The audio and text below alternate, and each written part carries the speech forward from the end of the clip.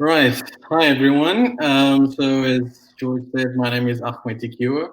I'm an Android engineer at Luno. If you want to get a hold of me on Twitter, my handle is at Ahmed_Tikiwa. I am a software engineer, full stack web developer, as well as a mobile developer as well. But my primary passion is actually mobile development. And for this talk, I'll be talking on from the trenches, zero to prototype, how Android Jetpack helped me build an app for a hackathon. So a bit of background. So 2020 started off well, and then things just started going wrong with regards to COVID-19, which basically just turned the world upside down. Now, COVID-19 reshaped what we know as normalcy. Everything about how things we went about doing just changed dramatically, and so termed the new normal. So one of the things that happened during this time was there were global lockdowns, different countries around the world instituting lockdowns. Institutions were closed, schools, businesses, they had to shut down in order to prevent the spread of COVID-19. People were then forced to work from home remotely. However, there were some who were not as fortunate to be able to work from home remotely, so there were job losses. And it is actually because of all these factors that led me to want to find a way in which I could help through technology and help tackle these challenges and issues that the world is experiencing to be able to help communities around the world. And in my search, I actually came across what was termed the Build for COVID-19 Hackathon, which was basically a hackathon inviting developers around the world to build solutions, software solutions that will help drive social impact as well as tackle the challenges associated with COVID-19. Now, this particular build for COVID-19 hackathon was actually backed by top technology companies such as AWS, Amazon Web Services, Facebook, Giphy, Microsoft, Slack, Pinterest, Twitter, and to mention but a few. So within this hackathon, I basically was tasked to build an app, an Android app, and this is what the demo app needed to do. So we called this project Liam, which is actually named after my son. Fun fact. And so our project was aimed at being a learning platform for kids, and these kids could earn liams. So this is the digital currency that we coined. So you earn liams for completing courses.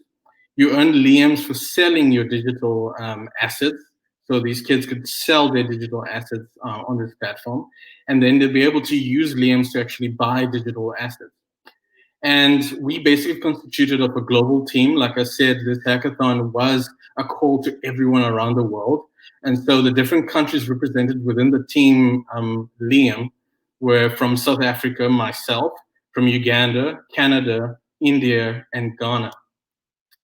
So this Android prototype was supposed to constitute of the following: a sign-up screen, a login screen, a marketplace screen, a course catalog screen, and a profile screen. I only had 3 days to actually develop this app.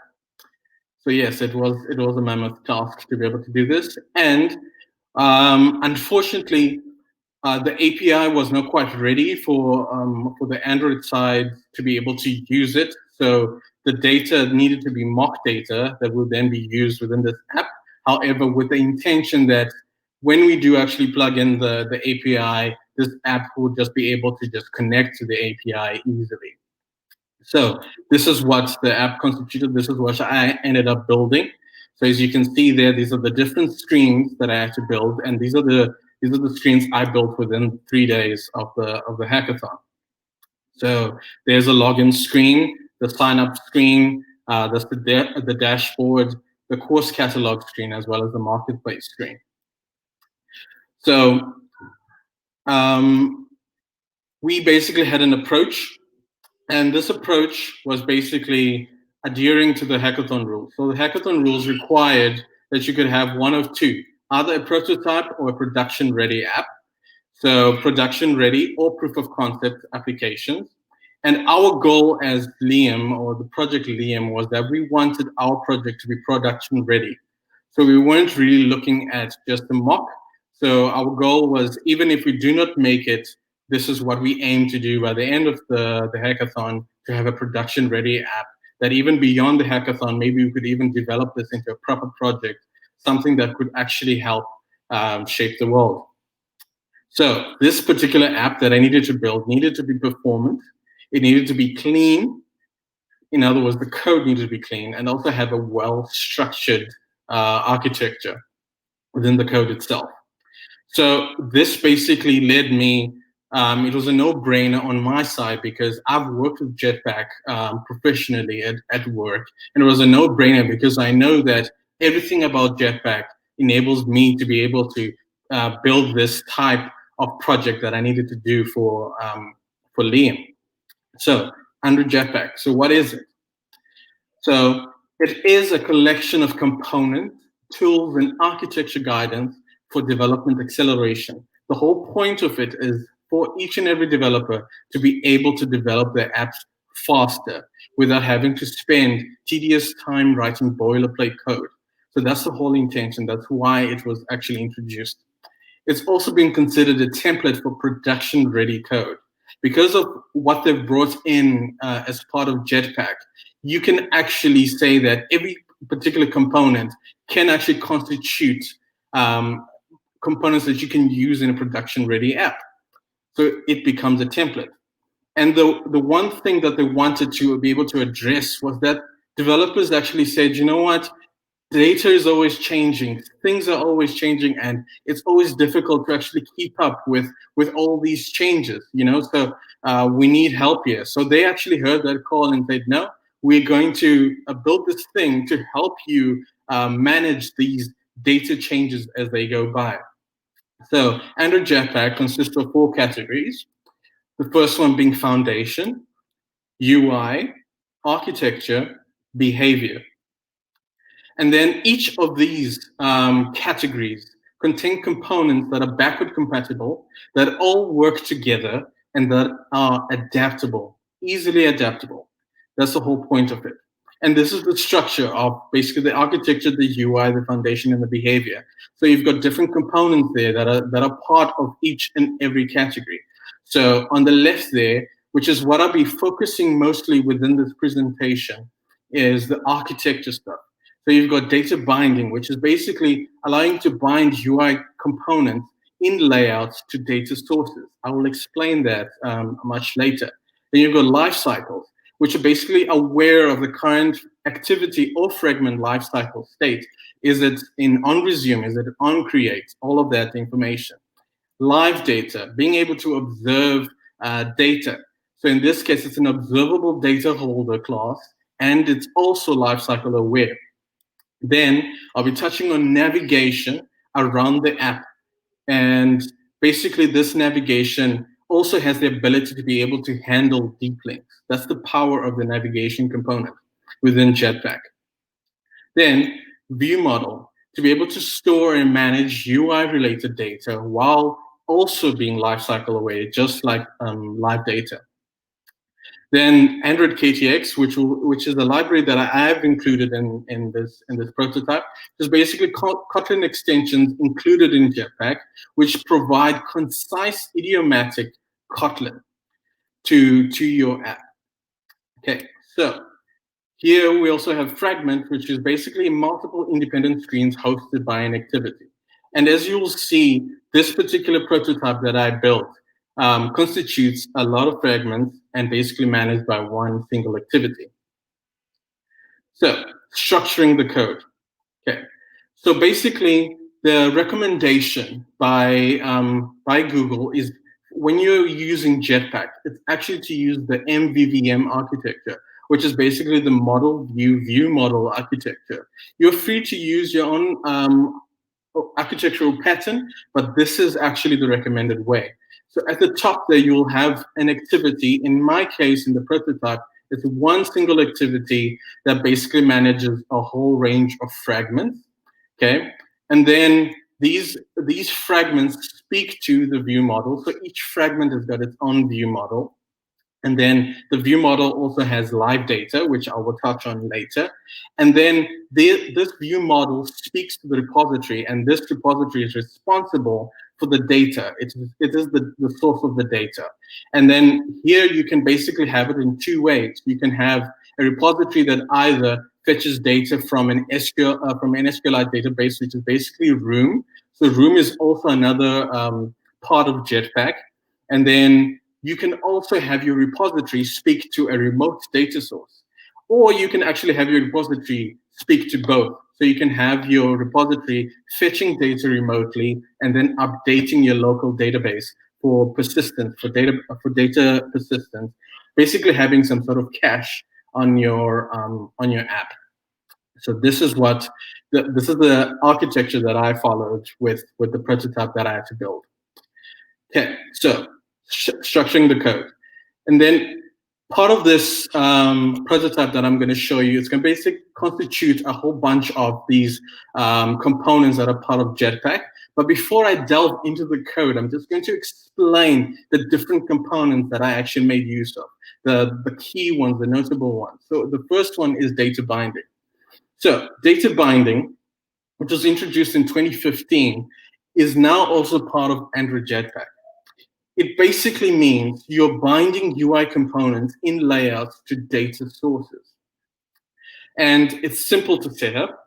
Okay, all you have to do in your build.gradle file is add this, build features, and then within there, data binding, and then set it to true. That's all you need to do to be able to enable data binding to be part of your app. And then within your layout, all you need to do is just wrap every view within your layout within the layout tag, and then it'll automatically pick it up. And then the benefit of data binding is that you no longer need to do find view by ID, which is obviously something that you have to constantly do when you need to find your views. This basically eliminates that because it helps connect the view to the source.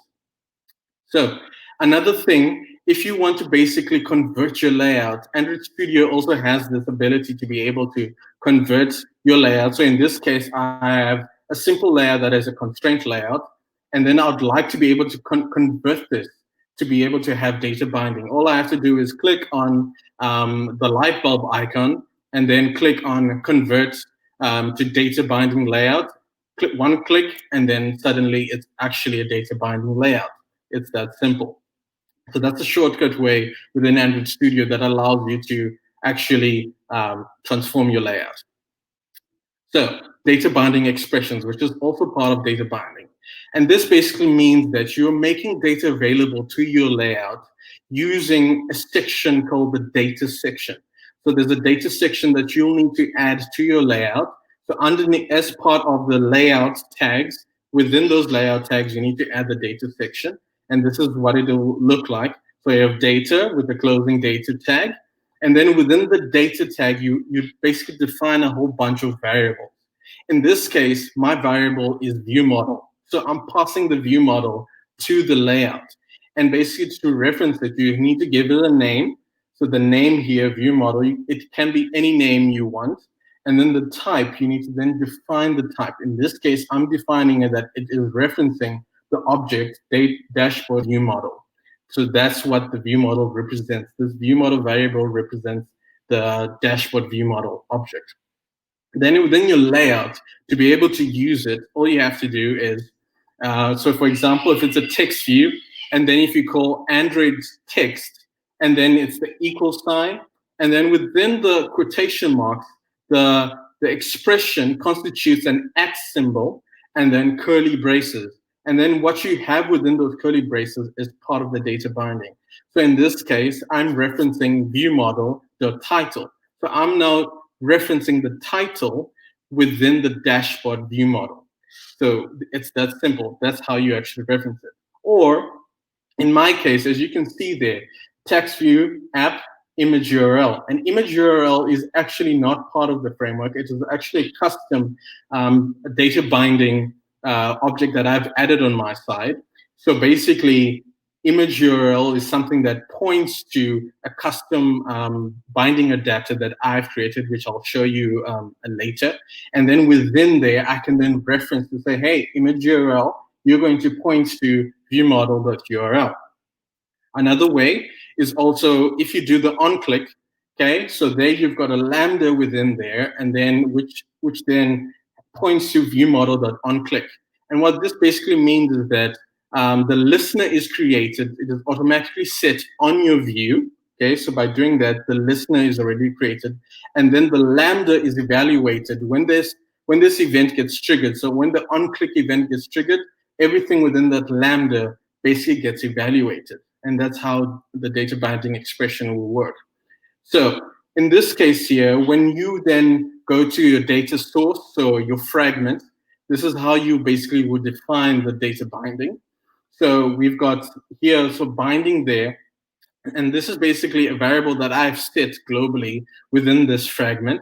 And when you have a layout called fragment underscore login, and you basically make the data binding layout, Android will basically automatically create a data binding object for that layout. And this is the object that I'm referencing. So you can see the fragment login binding is an automatically generated object that I can now reference that represents fragment underscore login.xml. And then within here, all I have to do is to assign it, I basically fragment login binding.inflate, passing it the inflator of an onCreate view. And then I can do extra things now within this with this binding object. I can then assign it properties. So in this case, I can then give it the lifecycle owner. And what this basically means is that I can bind the layout to architecture components. So in this case, if I want to basically have live data within my view, I then have to pass it a lifecycle owner. And this basically gives me access to live data if I want to actually use it. And the view lifecycle owner is basically getting it from the fragment. So in this case, it'll be calling fragment.get view lifecycle owner. And then there at the bottom, I'm passing in the view model. So the view model that I've actually defined, which I'll show you later on how to actually create it. There and then passing view model and then assigning view model, which is the one I showed you in the layout, to say, hey, binding, the view model that I have created in this file, here's the object that you need to reference. Okay, so binding adapters. So what are these exactly? So they basically make a framework call to set a value. And what this basically means is that you're using, for example, Android.text, which is actually using the system binding adapter to be able to set the text on that particular attribute in your view. So when you call Android.text, you're actually calling a system binding adapter. And then within that system binding adapter, it's going to call the set text method to be able to set that text on that attribute. You can also define your own custom binding adapters. So for example, in my case, I had a binding adapter which I created, which contains image URL. So this is how it looks like. So you basically create a file that will contain all your binding adapters. So in my case, you annotate it with @binding adapter, and then within there, you then specify what you want to bind to. So I'm then binding this to image URL. So every time app.image URL is triggered or defined in my layout, this binding adapter will then be triggered. And so what will basically happen is that it will then evaluate to see, does this binding adapter support the arguments that have been passed to it? So it will then, so you basically need to define the arguments that are required for this binding adapter to work. In my case, I've said that the image view is one of the parameters. You can pass in a view, any particular view you want. And then, so in this case, I'm saying image view is the view I want to be passed on here. And then I'm then saying, I want a string to be passed on into it. So in this case, this string will basically be the URL. And then what I'm then going to then do with this string is then I'm going to use glide to then set the image to load the image into the image view. So then I use glide with and then get the context from the past image view and then pass in the load and then get the URL, so the URL that's being passed there. And then in case that also fails, I also have a placeholder. In case that an error occurs, I also have a placeholder. And then I basically pass in the into, which is the image view that has now been passed in. And then this, all you need to do in your view is just basically have app :image URL, pass in a string, and then this binding adapter will get triggered. It will then automatically load the image into the image view. So this is how you could actually define your own custom binding adapter. So the system, like I said, the system also has its own list of binding adapters. And this is basically just one of the many binding adapters that are there. So you've got card view binding adapter, for example. You've also got progress bar binding adapter. You've also got text view binding adapter, which I mentioned earlier, which has set text size, set input type. So every time you actually call one of these Android text, you're actually calling the text view binding adapter, which will then call the set text method. It will do an evaluation. Does set text support the arguments that have been passed? If it's true, then it will automatically pass it on. Otherwise, there'll be a data binding error, which you will need to debug. So, furthermore, structuring the code. So now moving on to view model. So the view model is also part of the Android Jetpack suite, and it is basically responsible for the storage and management of UI-related data in a lifecycle conscious way. What this means is that the view model will always be aware of its owner, in this case, the UI controller, the fragment or the activity. It will always be aware of which state the lifecycle this particular UI controller is in, which is what makes it so powerful. And so because of this, data can actually survive configuration changes. For example, if you do a screen rotation, the data will survive this particular configuration change because the view model is aware of the life cycle. And I'll show you in the next slide how basically it can actually do that. And so you should not hold references to UI controllers, so basically activities or fragments or their context within the view model. You can, however, hold the application context. And so, but what you will need to do, instead of extending, so if your view model extends view model, you basically need to change it to extend Android view model, which is basically one that can accept the application as an argument. And then you can basically have the application context, which is fine to actually hold within your view model, because the application context is different to an activity or fragment lifecycle. And then basically this view model is connected to the UI controller, so the activity or the fragment via the view model provider, which is a utility class that you can then implement. Okay, so the view model lifecycle.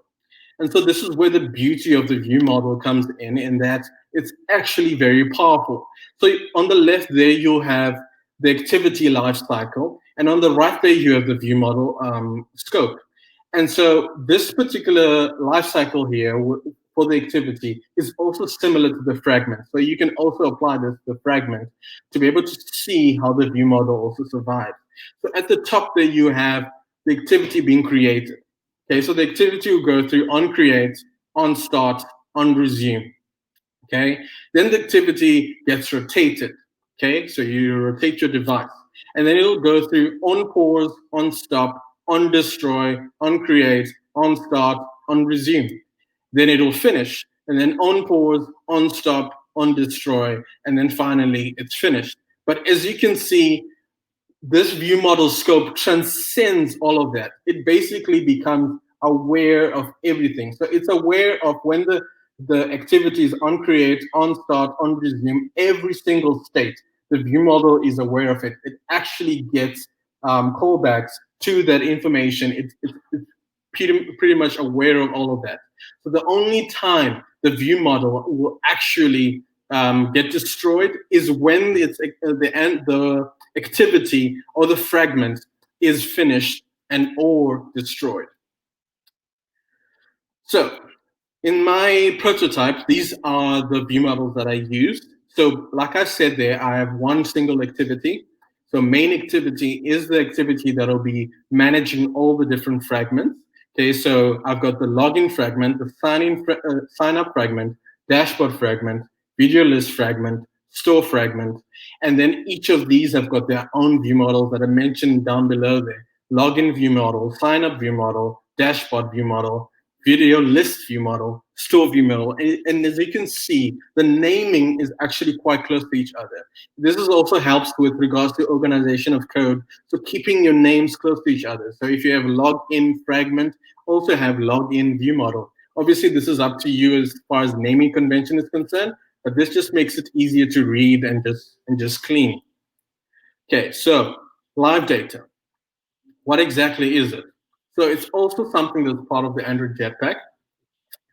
It's basically an observable data holder class. So you can actually observe changes that happen to this live data. It's actually quite powerful.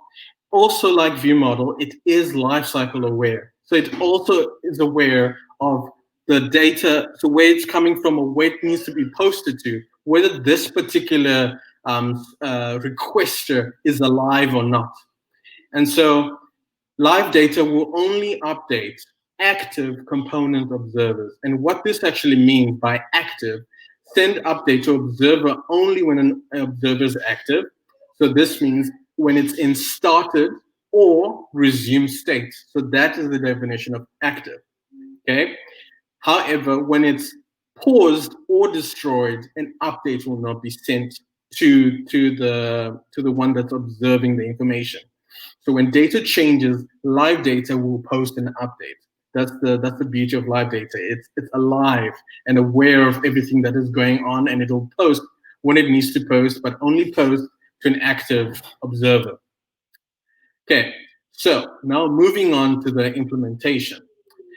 So the dependencies within the app level build.gradle file. So as you can see there at the top, I've got Kotlin X coroutines to basically be able to have coroutines being implemented in my app smoothly to get off the UI thread.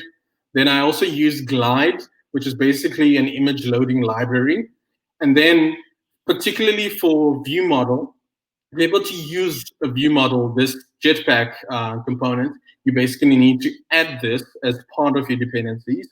So Lifecycle view model KTX. And then if you're using Kotlin, that is.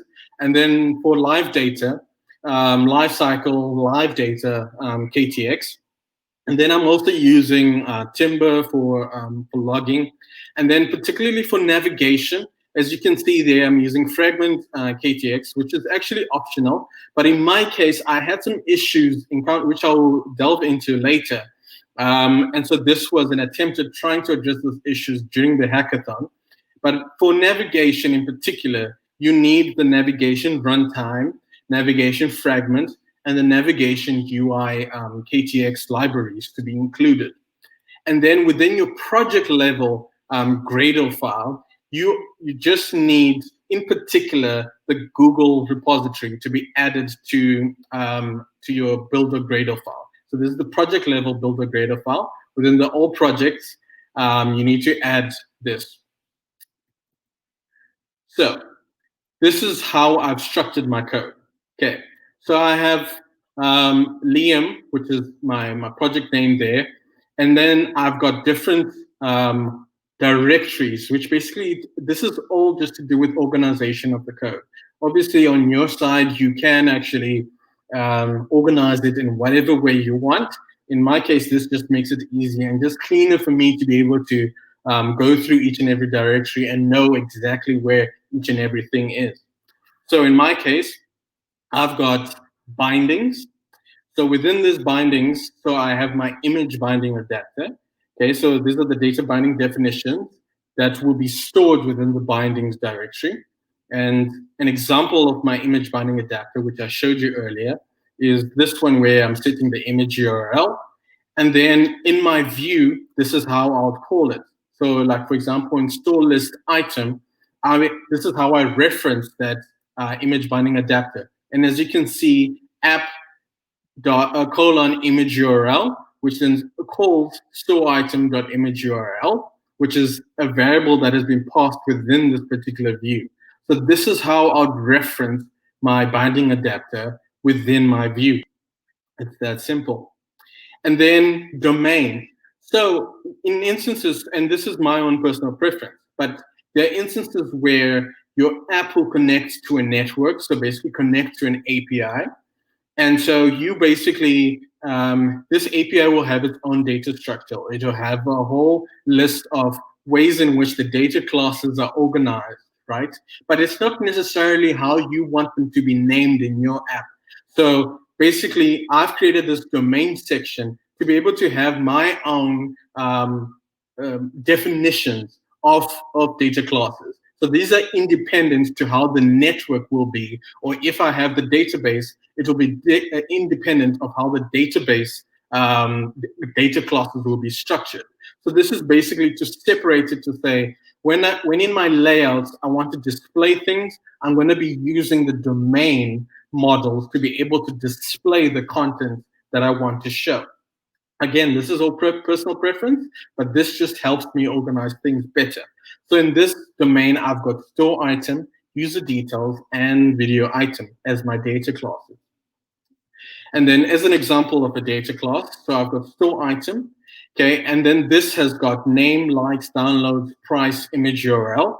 And then to call this within store list item .xml, which is one of the layouts, this is how I reference it. So I'm passing this as a variable within the data section. I'm passing this that way. So the name is store item.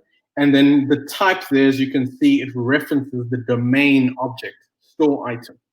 And then to be able to then use it, this is all I need to do. So in store list item, here where I say Android text, I then get the name from store item.name. And as you can see, it's using the binding expression to be able to retrieve this information that I need to be able to display. And so I use these domain models within my layout to separate things. And then network. If, for instance, you've got network requests that you actually make within your app, then this will be where you could actually store all your network classes, your services, any of that information. Again, this is also personal preference, but for me, it just makes things better. But for this case, for this particular prototype, I do not have any network calls because, like I said, it's all mock data. Because unfortunately, the API at the time when we did the hackathon, the API was not quite ready for the app. Okay, so moving on to the repository, and this is actually the source of the data for the app. And then this repository contains only one file, which is what I've called the Liam repository. And this is what it looks like. So Liam repository is basically a class, not extending anything. And this is where the data of the app will come from. And so here I've got store list, which is there you can see it's a private property there. So it uses immutable live data. So the private properties are the ones that I've assigned mutable live data. And mutable live data are the ones that are actually going to change. And I only want the responsibility of changing this to be the Liam repository and not a class that's outside of the Liam repository. And then store list is the one that I'll make public. And as you can see, it's live data. So any class that wants to then access this store list will need to reference store list and not the one underscore store list in order to be able to get the information. So any other class that wants to reference this will not be able to change underscore store list, only Liam repository can.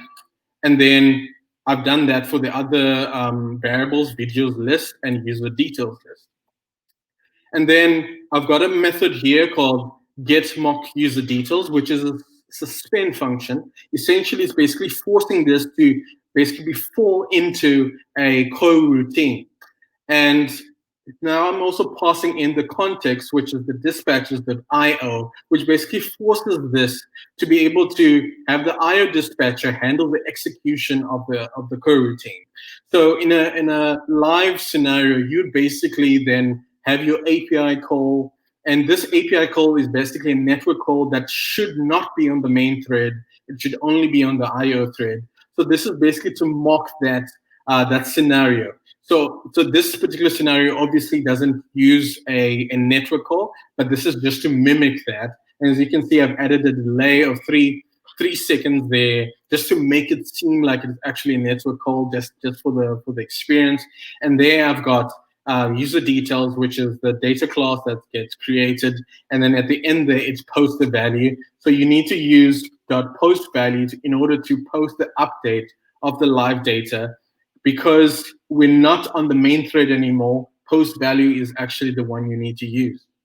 And then here we've got get mock video list, which is a similar one to the previous one. It's got a list here, mutable list of video item, where I'm basically passing in a list of video items.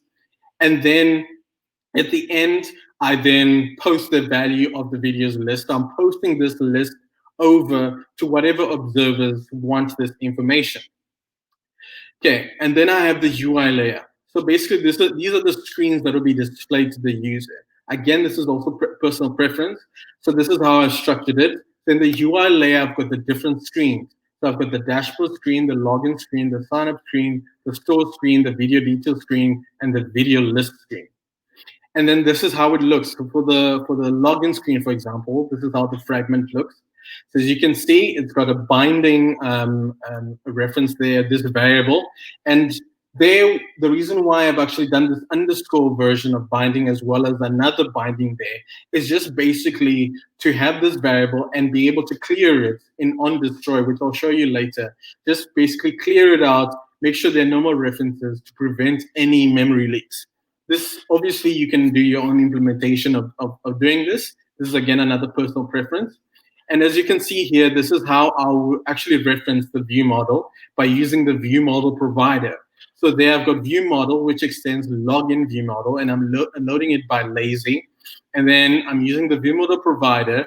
And then this at login fragment is basically the owner, that will be the owner of the view model. So you're passing in the owner. And then I'm using the login view model factory as part of this view model provider. And then that's how I'll get access to the view model. And then in onCreateView, as I showed you earlier, so having the binding there, fragment login binding inflated, passing the lifecycle owner, passing the view model, and then returning the binding.root. And then the lifecycle owner there is calling view data binding.set lifecycle owner. And the view lifecycle owner there is calling fragment.get lifecycle owner. So, and then later on in onActivity created, which is actually where you would make your calls to live data. So if you want to observe live data, this is actually where you would actually do it. So in my case, with view model, I'm referencing a variable called navigate to dashboard. And this is basically a variable that has been defined in the view model to say, hey, view model, the view model controls whether to tell the fragment whether to navigate to the dashboard or not. So the view model, like I said, is the management and the storage of the UI-related data. So it'll basically dictate when the view, its UI controller, needs to perform a certain action. In this case, navigating to the dashboard. So as you can see there, it'll basically call the find NavController, and I will touch on navigation later on, but this is how you basically call it there. So it will use the login fragment directions and then action login fragment to dashboard fragment, which I'll explain later what this actually means. So this is where all your live data observation will go. So it's basically observing it. And then as you can see there, I'm saying if it, in this case, it is actually a Boolean. So if it's true, then navigate. If it's not, then it's not going to execute that function. And then there I'm just basically having a function called navigate to dashboard complete, which basically is to notify the view model that this action has been done. You can now basically set it to false. It's basically a personal preference. You can also implement it your own way. And as you can see there, I'm in on destroy. I'm then setting the binding to null to prevent any memory leaks. Okay, so login view model, and this is what it looks like. So it's got navigator dashboard. It's another mutable live data, which means the login view model is the only entity that's responsible for the mutation or the changing of the data associated with navigating to dashboard. And I've got navigator dashboard there, which is the one that the fragment will have access to. And then that's a live data, which the fragment can observe. Then I've got navigate to sign up. So all of these variables will basically tell the fragment that, hey, when they're true, I need you to navigate to the dashboard. Or when the variable is in a certain way, I need the UI controller to behave in a certain way. Okay. And then this is how it has. So this is the factory that I mentioned there. So the factory is what gets passed on with the view model provider. And this factory there will basically constitute a utility class to provide a view model. So it's using viewModel.factory, which is basically the interface responsible for instantiating the view model. So navigation, which is the fun part, so wiring all of it up. So this is how I implemented navigation. And first of all, what is it? It's also part of Android Jetpack. It is a collection of libraries, tooling, and guidance to simplify Android in-app navigation. And that's the whole point of it, to basically simplify. There's a whole lot of things that we've had to do as Android developers in order to be able to navigate around our app. The whole point of navigation, of this navigation component, is to make things easier for us. And so it constitutes one of three things. One of them is basically using a navigation graph to outline navigation information. And this is basically constituting of all possible paths that a user can take within your app. It also is an XML file. So you can, if you want, edit the XML file, or you can actually use the navigation editor within Android Studio in order for you to be able to update your navigation graph. I'll actually show you what it actually looks like. And then another part is then navigation constitutes of a NavHost. And this NavHost is basically an empty container that will display the navigation graph's destinations. So all the destinations defined in your navigation graph, the NavHost is responsible for then displaying this information. And you can also use the default provider, the default NavHost, which is NavHost fragment, in order for your NavHost. And then the third part is the NavController, which is actually responsible for controlling and managing the in-app navigation. So it's responsible for swapping the destination. So your fragment A, fragment B, it's responsible for swapping the two and then displaying the relevant fragment that the user has selected to display. And then this is basically what the navigation graph looks like within Android Studio. So here you basically need to name your file within the navigation directory. So navigation there, and then I've called mine nav_graph. You can name yours whatever you want.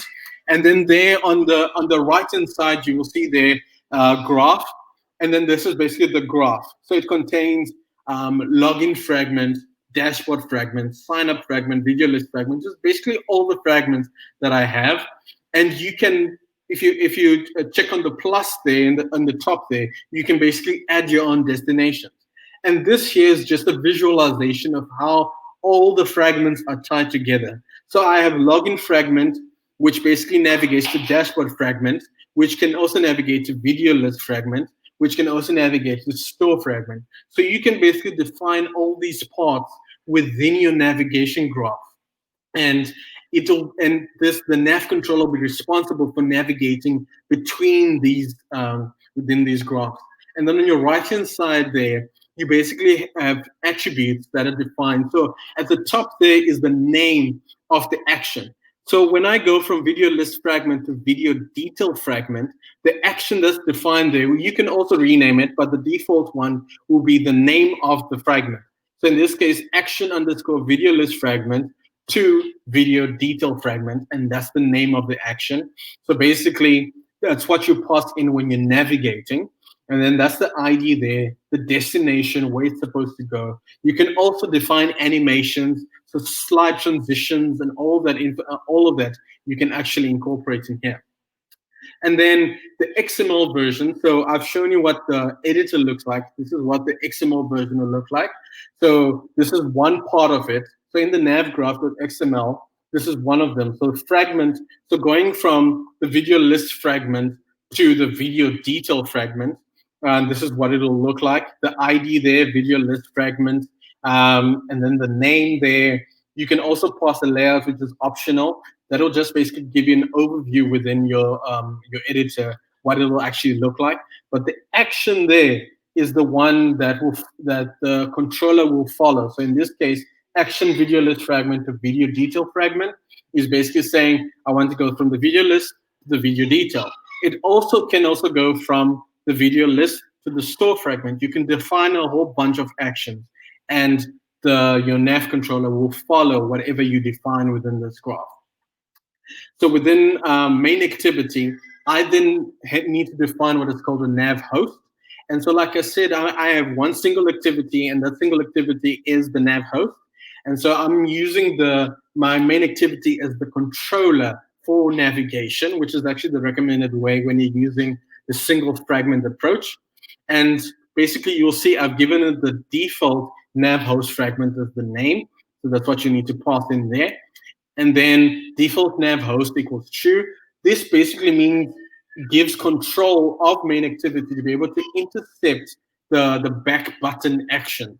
And another note is that the default NavHost can only exist on one instance. You can only have one default NavHost. You can't have more than one.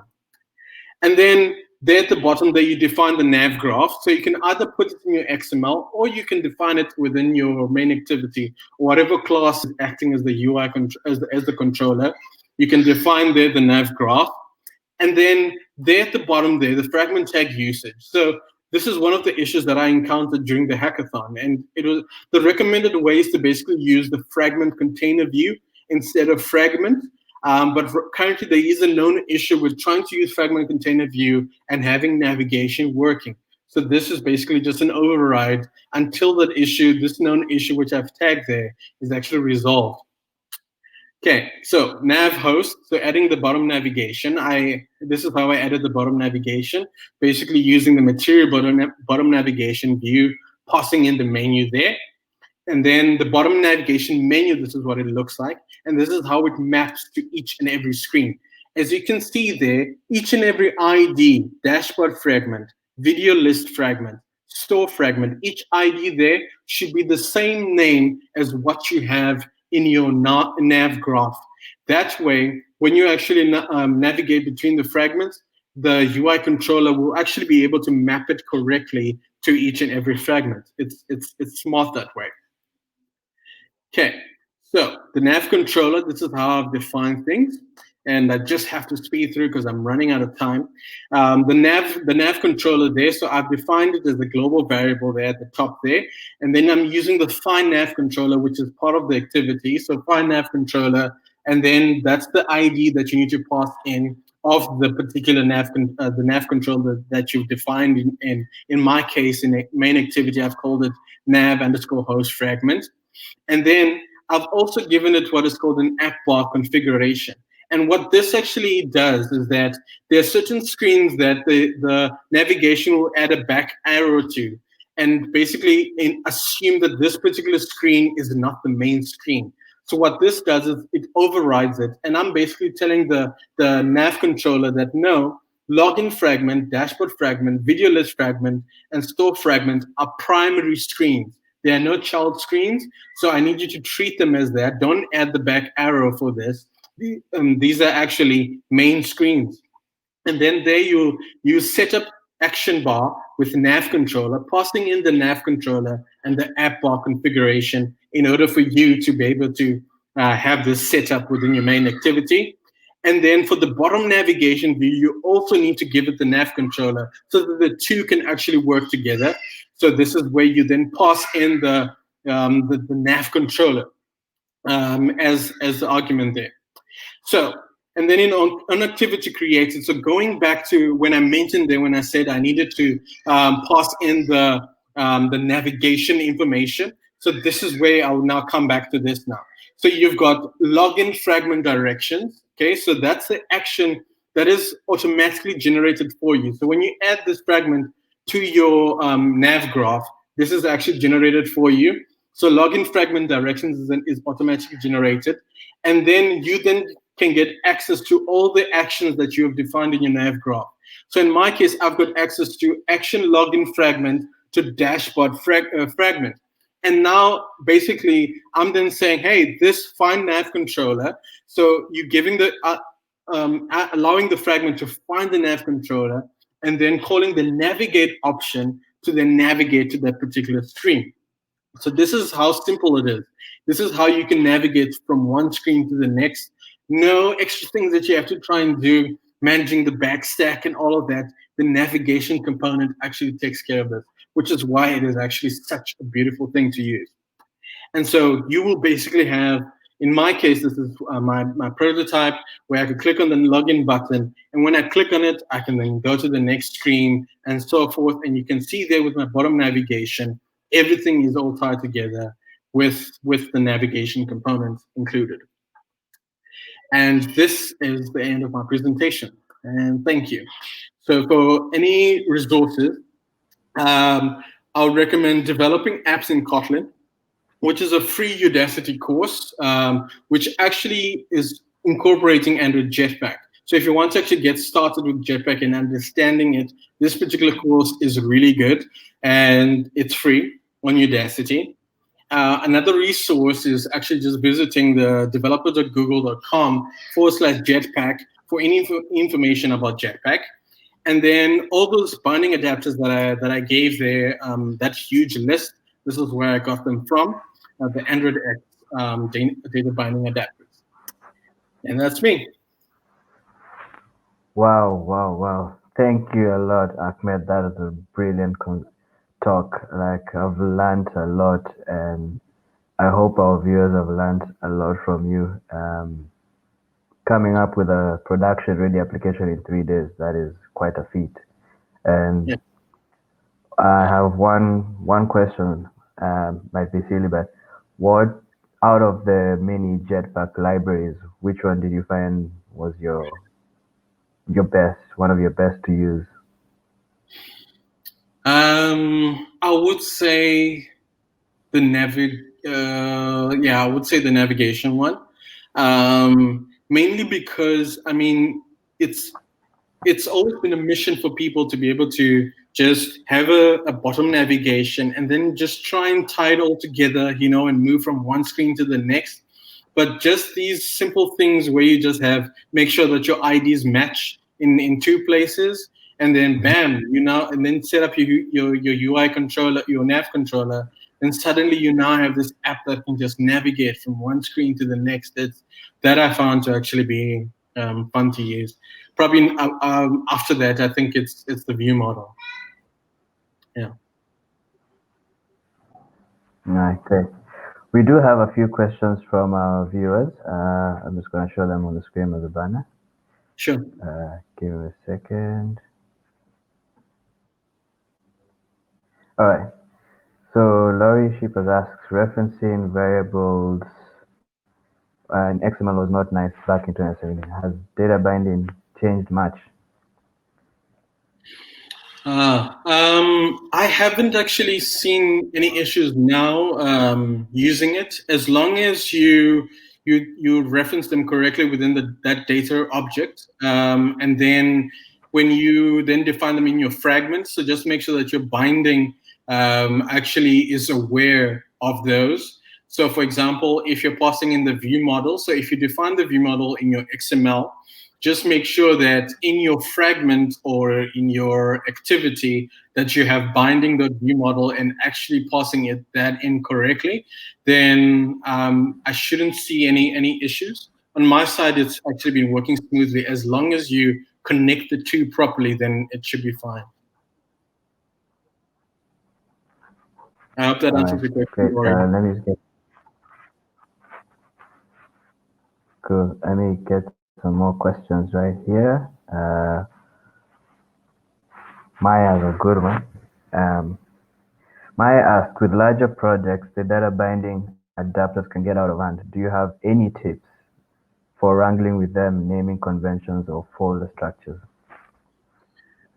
Um, yeah, so that can actually be a pain. What I've had to do, so even within those binding adapters, I guess you could create subdirectories. Again, it's a personal preference thing. On my side, because I haven't had to write a lot of them. So like maybe a mammoth list of binding adapters where it's now been forced to have to be in different directories. But what I've done is just to be able to organize them better. Maybe so if they relate to text, if they relate to so I basically have one of my apps which I'm busy with, which basically touches on I'm using different API sources, and these API sources I need to transform the data in a certain way. And so I basically, within the bindings directory, I then have subdirectories that name so the different API sources. So you could also take that approach, or maybe even the different types of binding adapters. If they tie into text binding adapters, so anything that relates to text, text manipulation, all the stuff, maybe have it in one directory, and so forth. So maybe that will make it easier. It's just suggestion. Yeah. Hope that helps, man. All right, awesome. Other question, like, could you use a combination of activities and fragments in the navigation graph? That is actually a good question. So if you're going to use it in the recommended way, you would only have one single activity, and that activity becomes your nav host. So you don't have to actually reference activities within the navigation graph. So the idea is to have only one activity as part of your architecture. So in my case, it's main activity, and that's it. I don't have any other activities that are part of my code. And then I have different fragments, and then these fragments are become then the destination. And even if you notice within the nav graph, when you're actually adding a new destination, the preference way is actually adding another fragment as the destination. I'm not sure whether if you are then going to be doing a multi-activity type architecture, whether it'll actually work well. It's worth exploring, but I definitely would not recommend it. I would recommend main activity, multiple fragments. Hope that helps. Awesome. One more question, and on a lighter note, get it? Yeah, Did you win the so hackathon? unfortunately not. I mean, we actually tried our huge best. We thought that this project was actually going to be a winner, but the competition was really, really stiff. So no, we didn't win.